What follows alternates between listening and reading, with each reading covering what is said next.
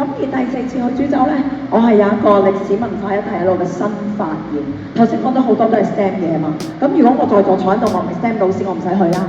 唔係喎，原來株洲嘅株洲博物館呢，好正啊！唔講株洲博物館住，我講緊非洲。咩講株洲定非洲啊？真係講緊非洲。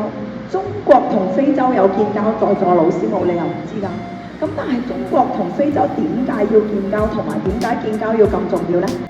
我哋要同學生分享嘅係，當然非洲佢可以提供石油啊、豐富嘅其他資源啊各樣去幫我哋發展需求啦。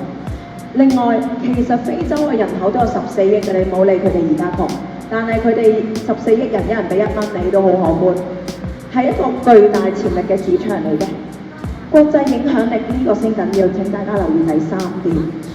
國家數量多，我哋同非洲做好朋友。中國喺聯合國一個議案，30幾個好朋友舉手，我哋試下選班會主席啊嗱，我朋友多係咪容易選中先？其實呢啲嘢學生諗一下，佢會通嘅喎。喺株洲清水塘就有呢一間叫做非洲好物嘅鋪頭，成個株洲得佢一間啫，專賣非洲產品嘅，係標誌住中國與非洲嘅一個友好關係。我好想帶學生去，因為入邊仲有間咖啡館，嗰啲咖啡就係埃塞俄比亞豆。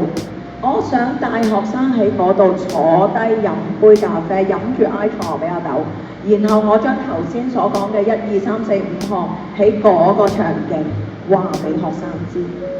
我想教佢哋，你諗嘢睇遠啲，帶你嚟株洲，但係你個目光望下非洲。